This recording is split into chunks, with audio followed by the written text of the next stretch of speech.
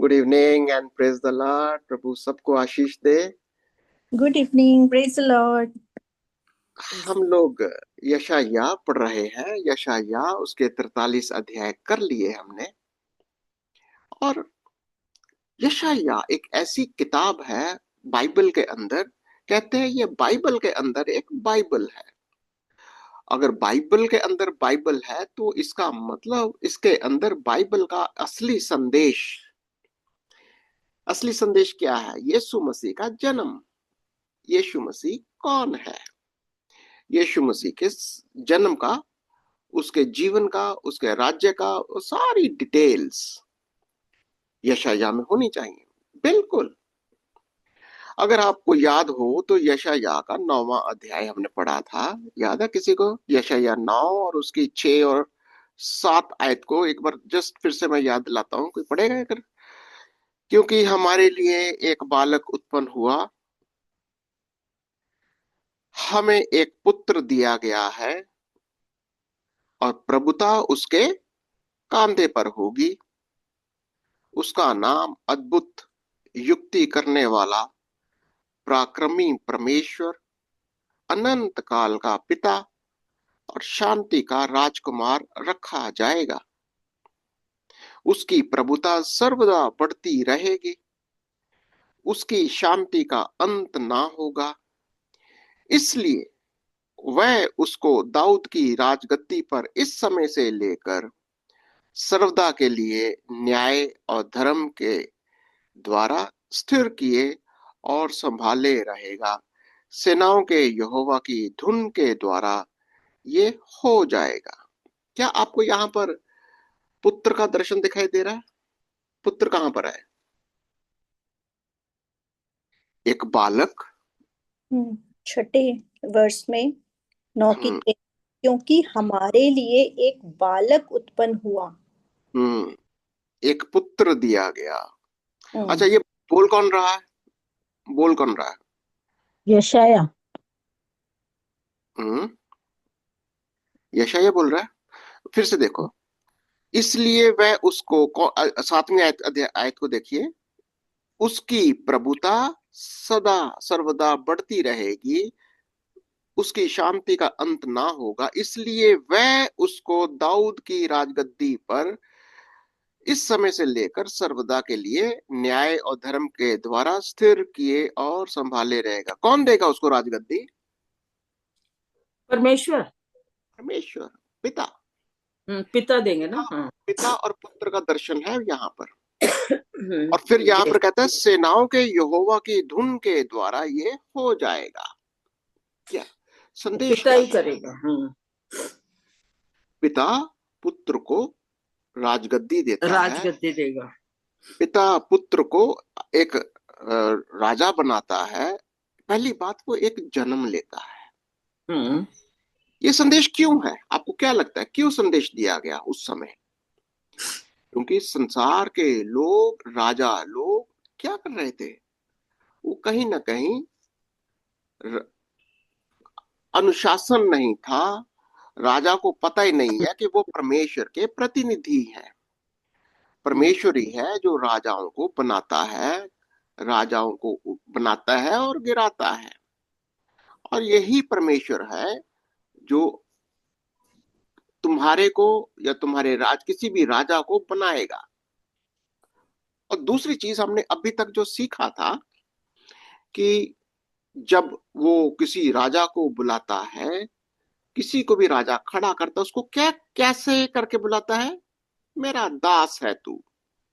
जब भी राजा को, याद है हमने यशायाह 43-42 में पढ़ा था कि वो अपने दासों को बोलता, अपने नाम से बुलाता। पहली बात, नाम से बुलाता है, उसको दास कहता है कि नहीं? तो दास कहने का मतलब ये है किसके जैसा है वो? पिता जो है एक राजा को कौन सी नजरों से देखता है? जैसे वो अपने पुत्र को देखता पुत्र है। को देखता है वैसे ही देखता है वो। जैसे पुत्र को देखता है वैसे ही वो किसी भी राजा को देखता है या अपने दास समानता को हो गई देखता ना, समानता में देखता है वो। है। अपने पुत्र की पहचान में देखता है। तो संदेश क्या है आज संसार के लिए? जब यीशु मसीह इस संसार में जन्म लिया तो सारे संसार को संदेश क्या है कि यीशु जो परमेश्वर का पुत्र है वो जन्म लिया है। वो संदेश ये है कि अगर तुम ये विश्वास करते हो, यही यीशु बालक जो जन्म लिया है, अगर वो परमेश्वर का पुत्र है तो तुम भी, जो कोई भी ये विश्वास करता है कि वो परमेश्वर का पुत्र है, तुम भी परमेश्वर के पुत्र और पुत्रियां होने का अधिकार रखते हो। ये आज हमारा जो रिश्ता है परमेश्वर के साथ कोई अजनबी वाला रिश्ता नहीं रहा, एक जैसे बाप और बेटे का रिश्ता है। और फिर सिर्फ इतना ही नहीं, वो पुत्र को एक अधिकार देता है, जिम्मेवारियां देता है। और वो ऑलरेडी हमने देखा था उसको कि परमेश्वर उसको क्या करेगा, उसको प्रभुता देगा, प्रभुता उसके कांधे पर होगी और उसका नाम युक्ति करने वाला महापराक्रमी परमेश्वर, अनंत काल का पिता, शांति का राजकुमार रखा जाएगा। और उसकी प्रभुता बढ़ती रहेगी और उसकी शांति का अंत ना होगा। तो क्या लगता है उसकी प्रभुता बढ़ती जाती है, बढ़ती जाती है। कैसे? कैसे? जब आप प्रभु यीशु को परमेश्वर का पुत्र करके, कि यीशु एक इंसान की तरह, एक बालक की तरह, हमारे जैसा, आप जैसा वो पैदा हुआ। अगर आप सिर्फ इतना विश्वास करते हो कि वो परमेश्वर का पुत्र है जो पैदा हुआ और सारा राजघराना, सारी प्रभुता, सारी जिम्मेवारी उसके कांधे पर है, आपको भी, आपको भी वो अपना पुत्र, अपना पुत्री, अपना दास, अपनी दासी, वो हक देता है। अगर आप ये, जिस दिन आपने ये जान लिया कि यीशु शरीर में पैदा हुआ, क्यों? क्योंकि जैसा वो है वैसे हम बन जाएं। अगर वो परमेश्वर का पुत्र है, मैं भी परमेश्वर का पुत्र हूं। अगर वो पिता का दास है, मैं भी दास हूं। अगर वो राजा है, मैं भी राजा हूं। ये अगर ये संदेश आपके मन में बैठ गया है, आपका नया जन्म हो गया। आपके अंदर प्रभु यीशु मसीह ने जन्म ले लिया। वही आपका एक हैप्पी क्रिसमस है।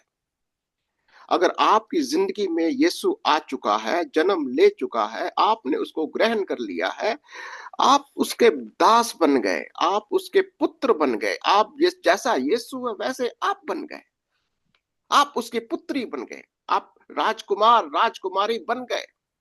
That is the happy Christmas. और इसीलिए हम एक दूसरे को कहते हैं हैप्पी क्रिसमस। हैप्पी क्रिसमस मतलब ये शुभ संदेश है कि यीशु तुम्हारे लिए जन्मा कि तुम भी उसके जैसे बन जाओ, नया जन्म पा जाओ। वही जन्म जो जिसके जैसे उसने हमको बनाया। पहला जन्म हमारा उसकी पहचान में था। आइए आज हम इसको आगे डेवलप करेंगे, यशाया और उसकी 44, ठीक है। और देखेंगे कि जिसको भी वो दास कहता है, दास किसको कहता है? जो भी पुत्र पर विश्वास करता है, जो भी पुत्र पर विश्वास करता है उसको अपना दास कहता है। कहता है मैंने तुझे बुलाया, मैंने तुझे दास कहा, मैंने तुझे चुना। और देखेंगे बहुत सारी चीजें कि अगर आपने यीशु पर विश्वास किया कि वो परमेश्वर का पुत्र है, वो परमेश्वर का राजा है, वो परमेश्वर का राज्य की सारी प्रभुता उसके कांधे पर है, आपको भी वही अधिकार दे रहा है, जिम्मेवारी दे रहा है, दास कह रहा है। आइए देखते हैं, धीरे धीरे पढ़ेंगे। कौन पढ़ेगा? मैं पढ़ती हूँ। यशाया 44 जिसकी हेडिंग है प्रभु यहोवा ही एकमात्र परमेश्वर। परंतु अब हे मेरे दास याकूब, हे मेरे चुने हुए इज़राइल, सुन ले। तेरा कर्ता यहोवा जो तुझे गर्भ ही से बनाता आया और तेरी सहायता करेगा, यूं कहता है, हे मेरे दास याकूब, हे मेरे चुने हुए यशूरून यशूरून मत डर। यशरून का मतलब जो सीधा, इसका ओरिजिनल ट्रांसलेशन है कि जो सीधे मन का होता है, जो सीधा सीधा विश्वास कर लेता है, उसको यशरून कह सकते हो। अब यहां से अगर आज थोड़ा सा अगर आपको डीप स्टडी करनी है तो हम सिर्फ फोकस करेंगे कि दास कौन है, किसको वो दास कहता है, जिसको वो बुलाता है। किसको बुलाया? इज़राइल को बुलाया। जिस भी याकूब को बुलाया और याकूब के द्वारा एक इज़राइल राष्ट्र बनता है। यानी एक जन को जब बुलाता है उसके साथ एक, उसके पीछे एक राष्ट्र होता है। संदेश क्या है? परमेश्वर अगर ने अगर आपको बुलाया है, इसका मतलब आप उसके दास दासी ही नहीं, परमेश्वर की दृष्टि में आप एक एक राज्य हो, एक पूरा परिवार, एक राज्य, एक फैमिली, ऐसा करके वो देखता है। आपको एक सिंगल नहीं देख रहा, आपके पीछे बहुत भीड़ देख रहा है, आपके पीछे बहुत सारे लोग देखता है, आपके सारे बहुत सारे राष्ट्र देख रहा है, ऐसे करके। और फिर ये भी कहता है, थोड़ा सा देखो, मैं तेरा करता, किसका करता हूं? दास का। जो भी विश्वास करता है, जो विश्वास करता है कि यीशु पुत्र है, यीशु दास है, तुम भी पुत्र हो, तुम भी दास हो, और मैं तेरा करता हूं, तेरे को रचने वाला हूं। अच्छा, एक चीज और ध्यान दे देना, यीशु मसीह की क्रिएशन नहीं हुई, यीशु मसीह ऑलरेडी एक क्रिएटर है। ओके, इसको उसको थोड़ा सा ध्यान से समझना। यीशु मसीह इज ऑलरेडी ए क्रिएटर, परमेश्वर का पुत्र, वो क्रिएटर है, वो सृष्टि रचने वाला है। हम लोग उसकी पहचान में उसके पुत्र पुत्रियां करके रचे जाते हैं। ठीक है। और कहता है मैंने कब से उसने हमको बनाता आया है, ते दूसरी आयत के अंदर, गर्भ ही से तुझे मैं बनाता आया हूं। हम्म। यानी आपकी आपकी जो क्रिएशन चल रही है, आपका जो विचार, विश्वास, जीवन, जो कुछ भी आपके जिंदगी में चल रहा है, ये कब से चल रहा है? God is at work in you. परमेश्वर आपकी जिंदगी में आपके जन्म से पहले से वो काम कर रहा है। इससे क्या सीख निकलती है? अगर प्रभु यीशु मसीह आपके जीवन में जन्म ले चुका है, इसका मतलब है कि वो आपके जीवन में काम कर रहा है, आपके जन्म से पहले से वो काम कर रहा है। और मैं और तुझे वो चुन भी लिया है, मैंने तुझे चुना है, और मैं तेरी सहायता करूंगा, है? और तू मत डर, चाहे कुछ भी हो जाए आपकी जिंदगी के अंदर, संकट कितना भी बड़ा क्यों ना हो, कितनी भी कुछ भी शैतान की शक्तियां काम कर रही हो, मत डरो। अपने पहचान को याद रखो, मैं कौन हूं। ये बात को याद रखो कि यीशु कौन है, मसीह कौन है, परमेश्वर का पुत्र कौन है, ये बात को। तो धीरे धीरे पढ़ते जाएंगे तीसरी आयत। क्योंकि मैं प्यासी भूमि पर जल और सूखी भूमि पर धाराएं बहाऊंगा। मैं तेरे वंश पर अपनी आत्मा और तेरी संतान पर अपनी आशीष उंडेलूंगा।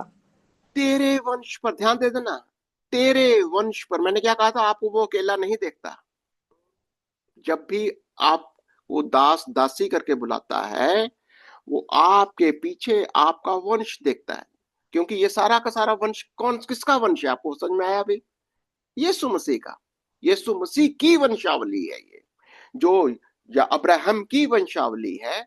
जो यीशु, जैसा यीशु है वैसे ही उसके पुत्र और पुत्रियां हैं। जैसे जैसा यीशु का नेचर है, यीशु के पास आत्मा है, यीशु का स्वभाव है, वैसा ही उसके वंश का स्वभाव है ये। ओके। तो अगर आपको माइंड में कुछ सवाल आता तो पूछ सकते हो, कोई बात नहीं। और उसके ऊपर वो क्या करता है, मैं तो अपने वंश के ऊपर मैं क्या करता हूं, मैं अपनी आत्मा उंडेलता हूं मैं। अगर प्रभु ने आपको, अगर आपका विश्वास हो गया कि मैं यीशु का जैसा हूं, यीशु के जैसे पुत्र और पुत्री हूं, परमेश्वर का दास हूं, दासी हूं। ये बिना पवित्र आत्मा के आप यीशु को प्रभु मसीह कह ही नहीं सकते। इस बात को याद रखना। जब पवित्र आत्मा आपको मिलता है तभी आप यीशु को प्रभु कह सकते हैं। बिना पवित्र आत्मा के कोई यीशु को प्रभु नहीं कह सकता। इसका मतलब जिस समय से कोई भी यीशु को प्रभु कह देता है या प्रभु यीशु मसीह कह देता, मसीह का मतलब मसीहा, उद्धार करता, वो पवित्र आत्मा के द्वारा होता है। ठीक है। तो आपको, और फिर यही नहीं, तेरी संतान पर भी मैं अपनी आशीष उंडेलूंगा। कैसी आशीष? देखो कैसी आशीष है, चौथी आयत। वे उन मजनुओं के समान बढ़ेंगे जो धाराओं के पास घास के बीच में होते हैं। कोई कहेगा मैं यहोवा का हूँ, कोई अपना नाम याकूब रखेगा, कोई अपने हाथ पर लिखेगा मैं यहोवा का हूँ, और अपना कुल नाम इजराइली बताएगा। क्या है, आपके जीवन में कोई परिवर्तन आना चाहिए। आपके जीवन के अंदर एक ऐसा जीव, जैसे पेड़ फलवंत हो जाते हैं, आपका परिवार, आपका वंश, जो भी है आपके साथ जुड़े हुए लोग फलवंत हो जाना चाहिए। ये प्रभु का स्वभाव है। वो चाहता है, क्योंकि हम उसके वंश, हम उस पेड़ में हैं, हम यीशु मसीह के बदन में हैं।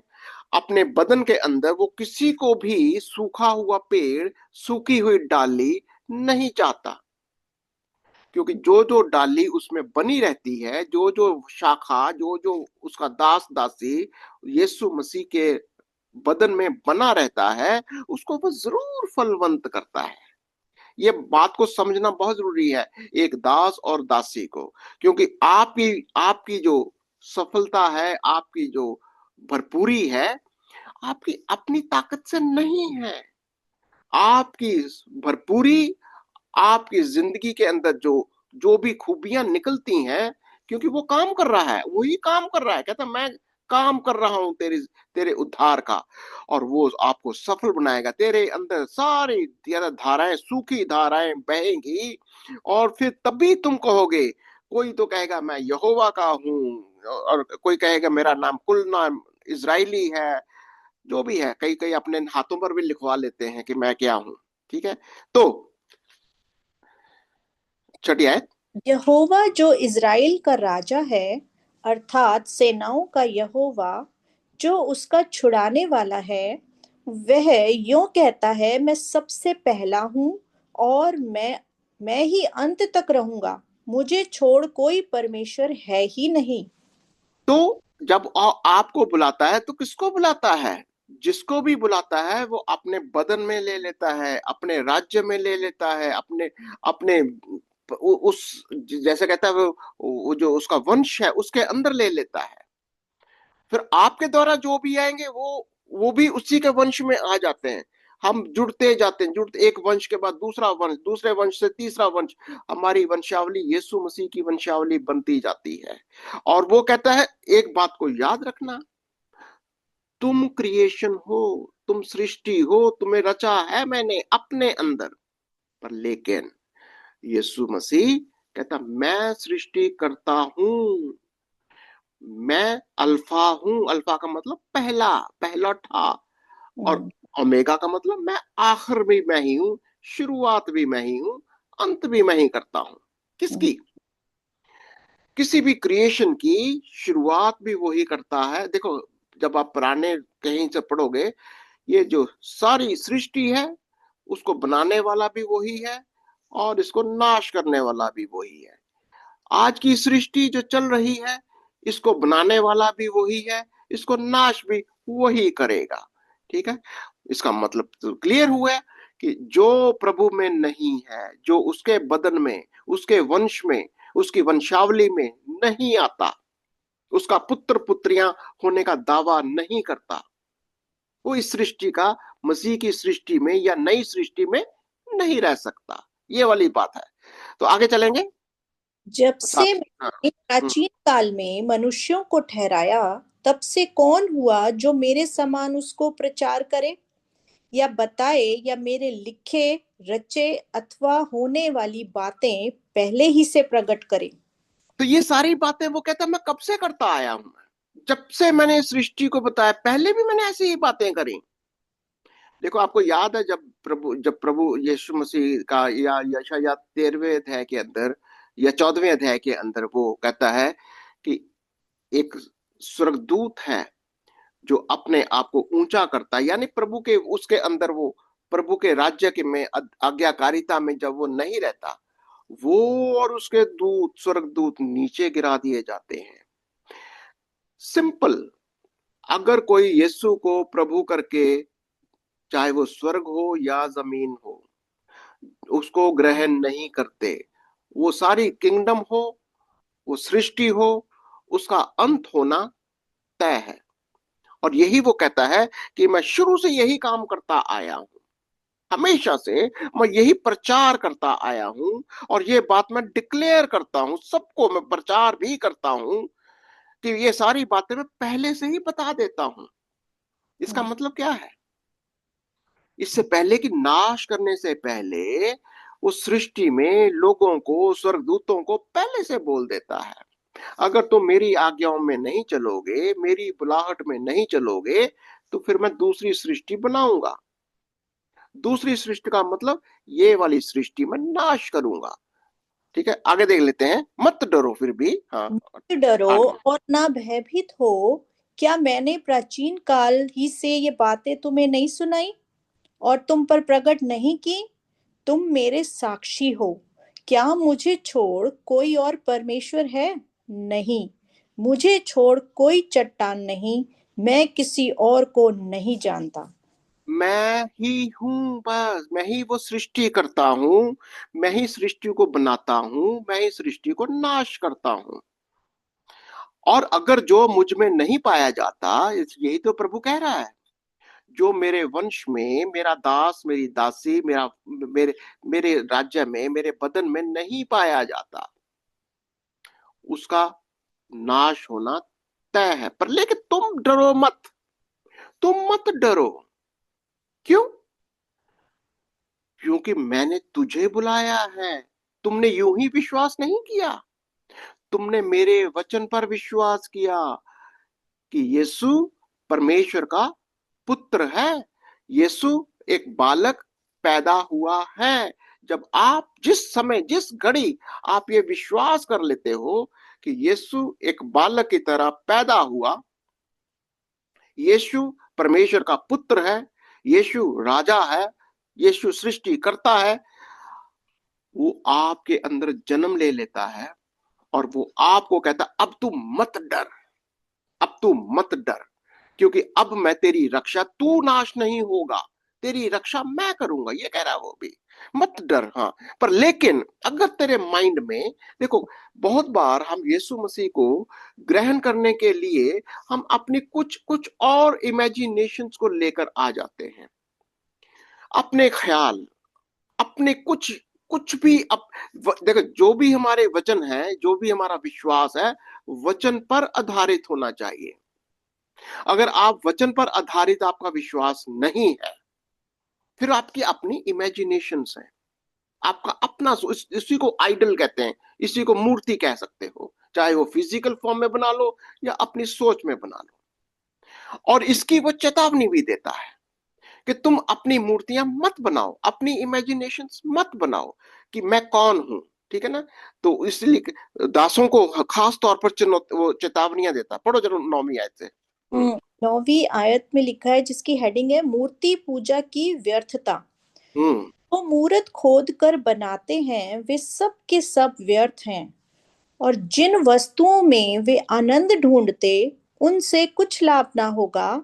उनके साक्षी ना तो आप कुछ देखते और ना कुछ जानते हैं, इसलिए उनको लज्जित होना पड़ेगा। तो यहां पर प्रभु का वचन कितना कहते हैं, खास तौर से जो लोग दास हैं, दासी हैं, बुलाए गए प्रभु, अगर आपका यह दर्शन आ गया है, अगर आपको पता चल गया है कि परमेश्वर का वचन क्या कहता है, प्रभु यीशु मसीह कौन है, आपके जीवन के अंदर यीशु ने जन्म ले लिया है। No stop making imaginations. अब आपने माइंड के अंदर जो शारीरिक संसारिक कल्पनाओं को बनाना बंद करो, सुनी सुनाई बातों पर ध्यान मत दो। जो कुछ भी तुम संसार से सुनते हो, प्रभु ऐसा है वह, जो भी नहीं, वचन में देखो।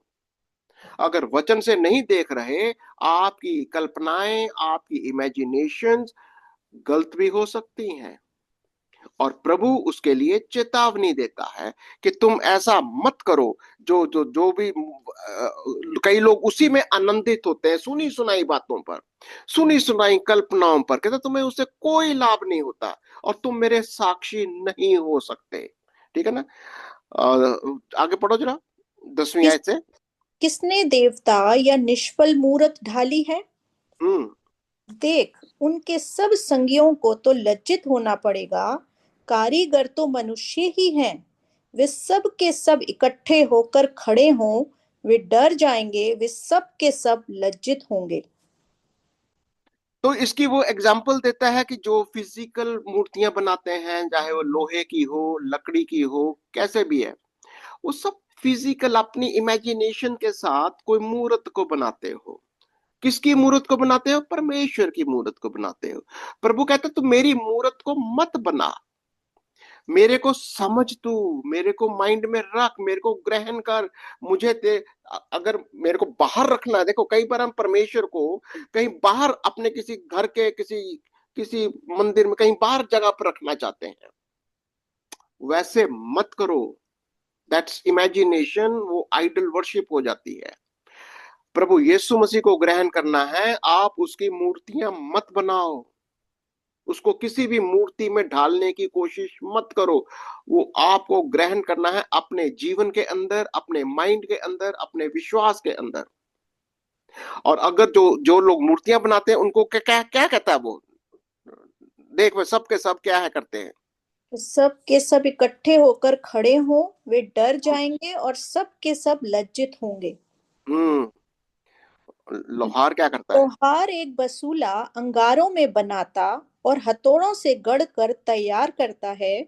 अपने भुजबल से वह उसको बनाता है, फिर वह भूखा हो जाता है और उसका बल घटता है। वह पानी नहीं पीता और थक जाता है। तो क्या संदेश है 12वीं आयत के अंदर? कि जो अपनी इमेजिनेशन में, चाहे आपके माइंड में इमेजिनेशन हो, चाहे फिजिकल मूर्ति बना रहे हो, जो अभी कल्पनाएं कोई करता है, उस कल्पनाओं में तुम थक जाओगे। देखो बड़ा इंपॉर्टेंट है ये। जो लोग प्रभु को अपनी इमेजिनेशंस में समझना चाहते हैं, इमेजिनेशंस में उसको बनाना चाहते हैं, सुनी सुनाई बातों पर भरोसा करना चाहते हैं, आप जिंदगी में प्रभु यीशु मसीह की दौड़ में थक जाओगे। आपके आपके जीवन में कोई बल नहीं मिलेगा, ये कह रहा है वो, कि तुम थक जाओगे। और क्या होगा? 13वीं आयत। बढ़ई सूत लगाकर टांकी से रेखा करता है और रंदनी से काम करता और प्रकार से रेखा खींचता है। वह उसका आकार और मनुष्य की सी सुंदरता बनाता है ताकि लोग उसे घर में रखें। तो लोग क्या करते हैं? इमेजिनेशन बनाई, मूर्ति बनाई, और ज्यादातर मैंने कहीं देखा लोगों अपने घर के, और वो भी घर के किसी कोने के अंदर उसको रखते हैं। कहते हैं ये प्रभु का घर है, जैसे उसको कैद करके रखा हुआ है, और वहीं पर जाके प्रार्थना करना, पता नहीं क्या क्या करते हैं।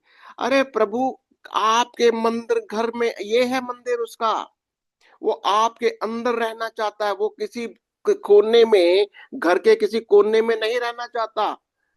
और ये क्या कहता है? और ये लोग करते क्या है? आगे पढ़ो 14वीं आयत। हाँ, 14वें में कहता है, वे देवदार को काटता या वन के वृक्षों में से जाति जाति के बांज वृक्ष चुनकर देखभाल करता है। वे देवदार का एक वृक्ष लगाता है जो वर्षों का जल पाकर बढ़ता है। हम्म। तब वह मनुष्य के ईंधन के काम में आता है। वह उसमें से कुछ सुलगाकर तापता है, वह उसको जलाकर रोटी बनाता है। उसी से वह देवता भी बनाकर उसको दंडवत करता है। वह यानी एक ही पेड़ से तुमको जलाने के लिए लकड़ी भी चाहिए, एक ही पेड़ से तुमको एक मूर्त बनाने के लिए अपना देवता भी चाहिए। ये कहता है ये क्या, क्या विडंबना है ये, कि तुम उसी लकड़ी से तुम अपनी मूर्त भी बनाते हो और उसी को प्रणाम भी करते हो और उसी लकड़ी को जलाते भी हो तुम। ये क्या बात है? ये बात कहता है, उसका क्या होता है फिर आगे? हम्म अ, वह मूर्त खुदवाकर उसके सामने प्रणाम भी करता है। हाँ। उसका एक भाग तो वह आग में जलाता और दूसरे हाँ। भाग से मांस पकाकर खाता है। हाँ। वह मांस भून कर तृप्त होता, फिर ताप कर कहता है, आहा, मैं गर्म हो गया, मैंने आग देखी है। फिर 17वीं आयत। और उसके बचे हुए भाग को लेकर वह एक देवता अर्थात एक मूरत खोद कर बनाता है। तब वह उसके सामने प्रणाम और दंडवत करता और उससे प्रार्थना करके कहता है, मुझे बचा ले, क्योंकि तू मेरा देवता है।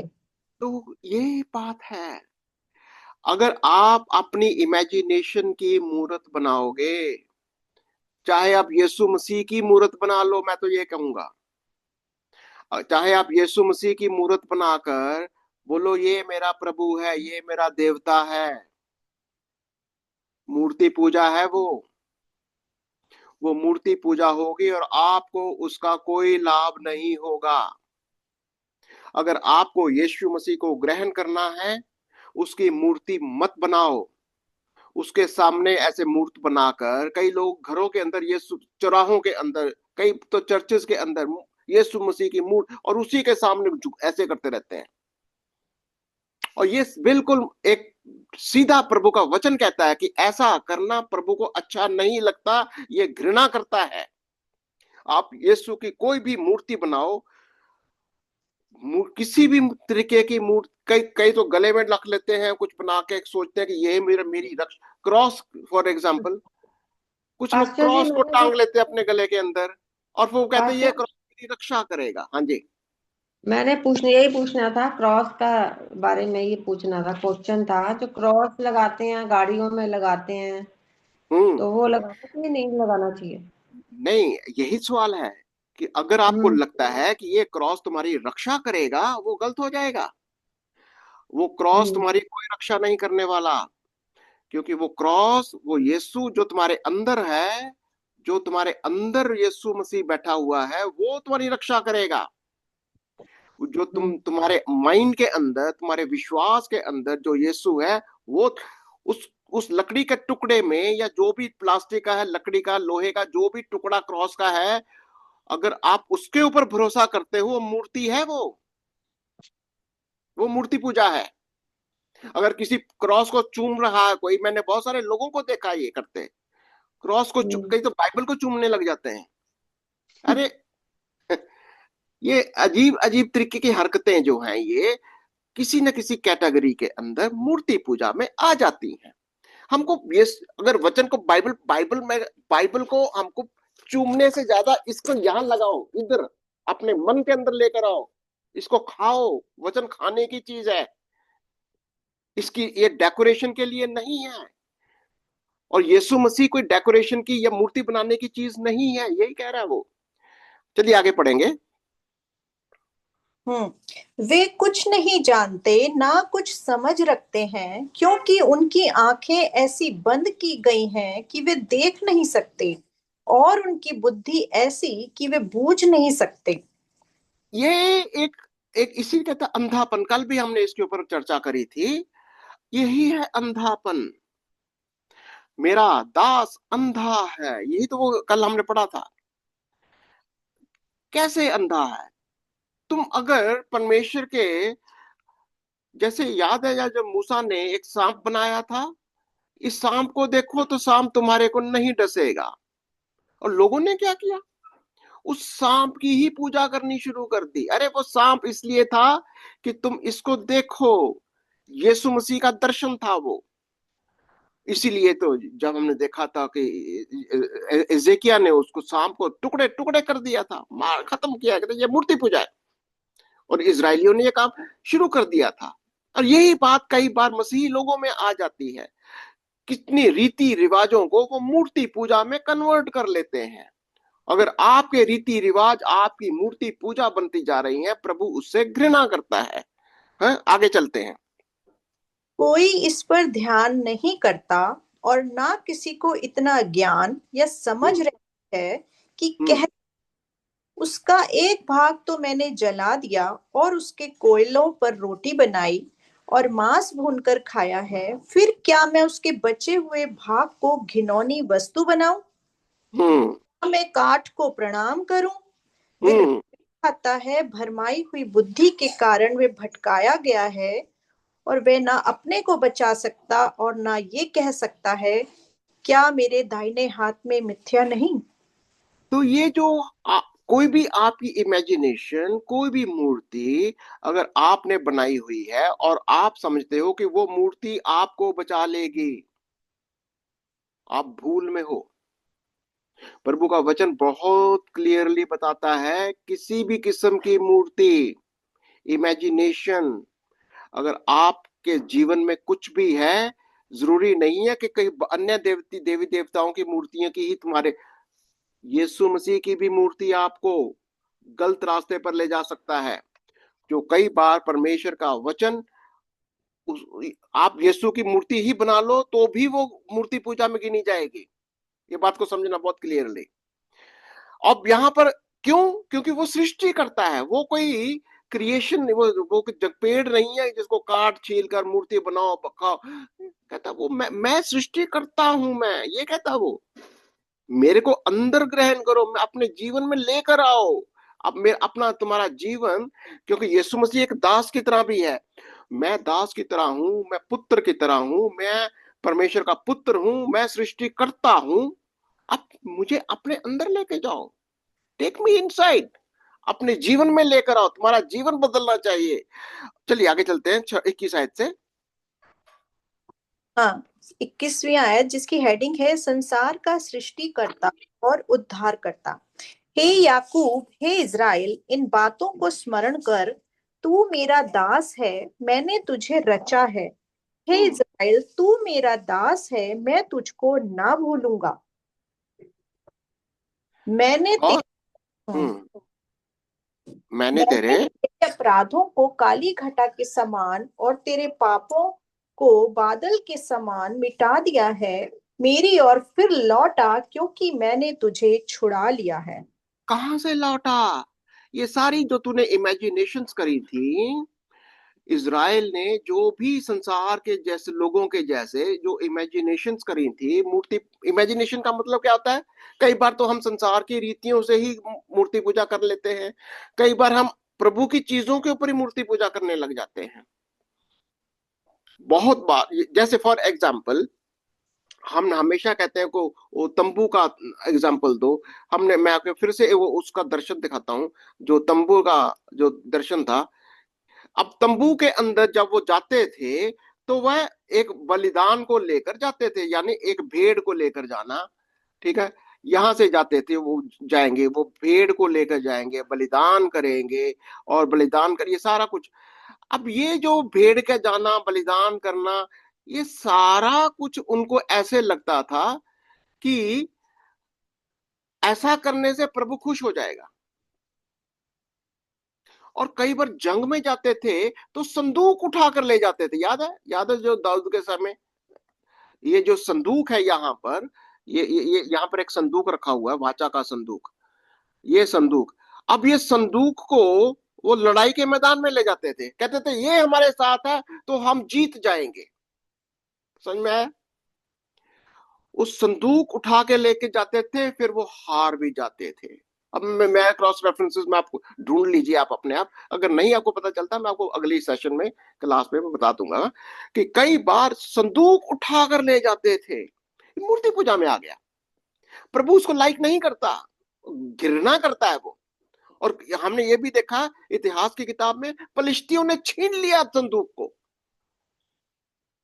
और इनके इनके तंबू से संदूक छीन के लेके चले गए, इनके हाथों से छीन लिया। क्यों? क्योंकि उन्होंने संदूक को, प्रभु के संदूक को, वाचा के संदूक को उन्होंने मूर्ति बना लिया। आज अगर आप परमेश्वर के उसको किसी भी तरीके से एक मूर्ति की दशा का उसका रूप देते हो हमारे जीवन में, अगर मेरा अपना जीवन नहीं बदलता, अगर मेरा अपना हृदय परिवर्तन नहीं होता, अगर यीशु मसीह मेरे में जन्म नहीं लेता, तो मेरी सारी की सारी आस्था, मेरा सारा का सारा विश्वास कहीं ना कहीं बाहरी चीज के अंदर है, ना कि जो मेरे अंदर है। जो मेरे अंदर है, अगर वह उस पर मेरा ध्यान नहीं है, तो मेरा ध्यान कहीं ना कहीं वो चीज जो कहीं बाहर है वो मेरे लिए एक मूर्ति बन जाती है। और प्रभु का वचन कहता है वो तुम्हारे को मदद नहीं करेगा, वो तुम्हारी रक्षा नहीं करेगा, यही कह रहा है वो। आगे चलेंगे। हे आकाश ऊंचे स्वर से गा, क्योंकि यहोवा ने ये काम किया है। हे पृथ्वी के गहरे स्थानों, जय जयकार करो। हे पहाड़ों, हे वन के सब वृक्षों, गला खोल कर ऊंचे स्वर से गाओ, क्योंकि यहोवा ने याकूब को छुड़ा लिया है और इज़राइल में महिमावान होगा। तो यहाँ पर वो सिर्फ ये जो दशा है, ये सिर्फ जमीन के ऊपर ही नहीं है, स्वर्ग में भी घोषणा करता है। स्वर्ग में भी स्वर्गदूतों को भी ये घोषणा है, स्वर्गदूतों को भी यही। ये देखो, ये शिक्षाएं कहाँ से आती हैं मूर्ति पूजा की? ये गिरे हुए स्वर्गदूतों ने दी। जितने भी फॉलन एंजल्स थे, इन्होंने बहुत सारी कलाकारियां सिखाई, बहुत सारा चीजें सिखाई। मूर्ति पूजा भी उसमें आती है कि उन्होंने ये सारी चीजें सिखाई हैं पुराने समय से। और वो कहता है कि तुम्हें मेरा जय जयकार करो, तुमको मेरे जो भी है संसार के अंदर, भवन है, क्या बोलते हैं, पहाड़ों के वन है, वृक्ष हैं, जितनी सृष्टि है सब। कई लोग क्या करते हैं, सृष्टि पेड़ पौधों की पूजा करने लग जाते हैं। देखो बड़ा सिंपल सा एग्जांपल, पेड़ पौधों की कहते हैं इसके ये परमेश्वर ने ही बनाए हैं, अब उसी में परमेश्वर को दिखता, तो उसको पूजा परमेश्वर की नहीं, वो पेड़ की पूजा करने लग जाते हैं, नदियों की पूजा करने लग जाएंगे, पहाड़ों की पूजा करने लग जाएंगे। वो सारा का सारा मूर्ति पूजा के जैसा हो जाता है। और प्रभु कहता है इन पहाड़ों से, इन पेड़ों से, इनको कहते तुम्हें मेरी आराधना करनी है, ठीक है ना। और क्या कहता है 24 आयत के अंदर? 24 में कहता है, यहोवा तेरा उद्धार करता जो तुझे गर्भ ही से बनाता आया है, यूं कहता है, मैं यहोवा ही सबका बनाने वाला हूँ, जिसने अकेले ही आकाश को ताना और पृथ्वी को अपनी ही शक्ति से फैलाया है। मैं झूठे लोगों के कहे हुए चिन्हों को व्यर्थ कर देता और भावी कहने वालों को बावला कर देता हूँ। मैं बुद्धिमानों को पीछे हटा देता और उनकी पंडिताई को मूर्खता बनाता हूँ।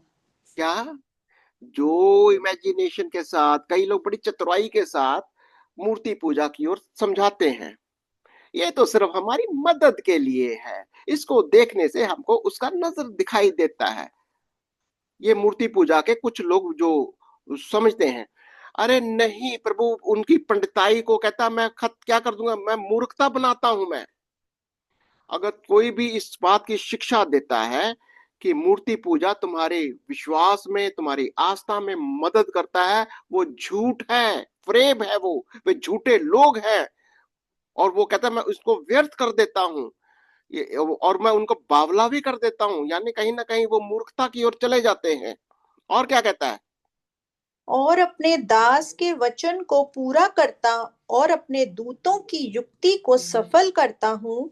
जो यरूशलेम के विषय कहता है वे फिर बसाई जाएगी, और यहूदा के नगरों के विषय वे फिर बनाए जाएंगे, और मैं उनके खंडरों को सुधारूंगा।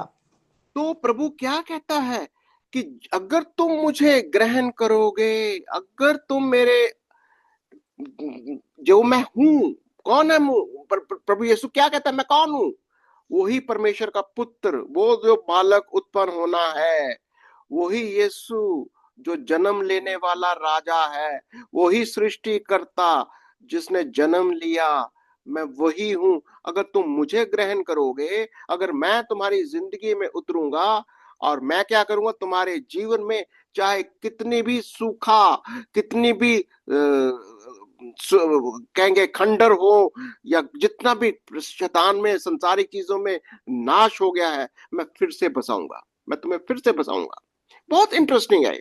अगर आपके जीवन में आपको लगता है कि मेरी जिंदगी में सब कुछ खत्म हो गया, मेरी जिंदगी में सब कुछ लुट गया, अब मैं कुछ नहीं रहा, मैं नाश हुआ जा रहा हूं, यीशु मसीह को अपने मन के अंदर विश्वास में ग्रहण करो कि यीशु, तू ही उद्धार करता, तू ही परमेश्वर का पुत्र, तू ही राजाओं का राजा है। उसको ग्रहण करो। वो आपकी जिंदगी में वो उद्धार के काम करना शुरू कर देता है, और शुरू करते करते वो आपको खंडर से एकदम से फलवंत कर देता है। यही कह रहा है वो। आगे चलो जरा। जो गहरे जल से कहता है तू सूख जा, मैं तेरी नदियों को सुखाऊंगा। जो कुस्रू के विषय में कहता है वह मेरा ठहराया हुआ चरवाहा है और मेरी इच्छा पूरी करेगा। यरूशलेम के विषय कहता है वह बसाई जाएगी और मंदिर के विषय तेरी नींव डाली जाएगी।